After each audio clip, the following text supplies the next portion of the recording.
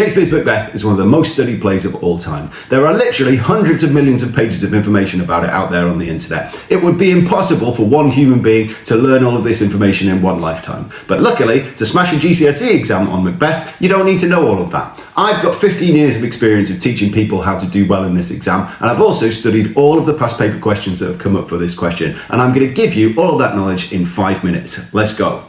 Firstly, the basics on the paper. This is literature paper 1. You've got an hour and 45 minutes to answer 2 questions, one on a Shakespeare play and one on a 19th century novel. That means you've got about 52.5 minutes to answer either question. Now for this one, you're going to be given an extract from the play, which is about 30 lines long, and then a question at the bottom of it, which is about either a character and how they're presented or a theme of the play. The first thing you do is read the question. Now, it seems slightly counterintuitive because you want to read the extract first, but unless you go to the bottom of the extract and read the question, you're not going to know what you're looking for when you come to do some annotation. Once you know what you're looking for because you've read the question, then you go to the extract and you start annotating things, which is circling quotations and labeling them up. What you're looking for here is anything interesting on the character of the question or the theme that you've been given. You're looking for very short quotations that tell you something about it. We're looking for literary techniques that have been used, and we're also looking for context, so how the play would have been seen at the time. Circle anything like that and label up what it tells you about it. Next, if you want to get up to top level marks with your essay, it's going to need a nice clear structure. In order to do this, you're going to take your annotations and you're going to start doing some planning. You need 2 nice clear ideas that you're going to write about in your essay. So whether that's 2 ideas on the character or 2 ideas on the theme, you want 2 things that are slightly different from each other. So Macbeth is presented as this, but then he's also presented as this later on. The theme is presented as this, but then they also kind of feel this about it as well. 2 basic bullet points. So in this example on the dagger speech, where Macbeth hallucinates a dagger, he feels 2 slightly different things about it, and that's going to give you your 2 big bullet point ideas for your essay. He feels slightly curious about the dagger, but he also feels pretty scared about it as well. If you've got those 2 big bullet points, you get a nicely structured essay and you're going to get better marks. Once you've got your 2 big ideas, so the essay that you're writing is going to develop nicely from the start to the end, you need to try and connect those 2 ideas to something in the rest of the play, because that's what the question asks you to do. If you've got that Macbeth is curious at the start, is there another part of the play where he's also very curious about what happens with the supernatural? Is there another part of the play where he's got the total opposite attitude?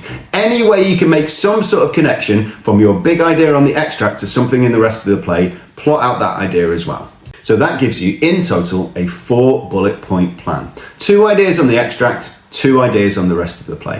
When you come to write the essay, what you're going to try and do is explain each of those ideas in as much detail as you can, using quotations and, if you can, context about how the play would have been seen at the time. So now, let's talk specifics for 2025. If you look at all the past paper questions like I have, you'll notice that they don't use the same extract twice, and it helps us to predict the sort of extracts that might come up. My first prediction for 2025 is that it's likely to be something about the supernatural. We've had a few different extracts that haven't come up. The dagger speech, Banquo's ghost appearing to Macbeth and Lady Macbeth at his banquet, and when he returns to the witches to get the second predictions. But what you also need to look for when you're looking for trends is which of these extracts have got a nice 30-line chunk that you can pull out and phrase as an exam question. I think the most likely one of these is the dagger speech. Useful quotations that you might want to talk about to do with that essay are things like Macbeth calling the witches juggling fiends because they show him something that looks like it's going to be good, but they're actually tricking him. Or similar sort of theme, an absolute classic, fair is foul and foul is fair, how things are openly quite good, but actually quite evil on the inside. If we're focused on a character question, Lady Macbeth and Macbeth are the 2 main characters that usually come up, and a lot of the things for Lady Macbeth have already been covered. If it was going to be a question on Macbeth, a good shout for 2025 is probably the tomorrow and tomorrow and tomorrow speech. This is a speech that he delivers exactly after he finds out that Lady Macbeth has died, and it shows how depressed and how terrible he feels everything is towards the end of the play where everything is turning against him. Useful quotations for this one are going to show how Macbeth's changed from the start of the play to the end. So you want to go for something classic, like he is called Brave Macbeth multiple times at the start of the play because of how useful a soldier he is, but by the end of the play, he's seen as a dead butcher by Malcolm the King's son. So, the next stage is after this video. Learn yourself some quotations. Spend some time reading and annotating those extracts that we think are likely to come up, and then plan yourself some essays and set yourself a 10-minute timer to write up 1 of your 4 bullet points from your plan. If you do all of that, you're bound to smash this exam. Good luck.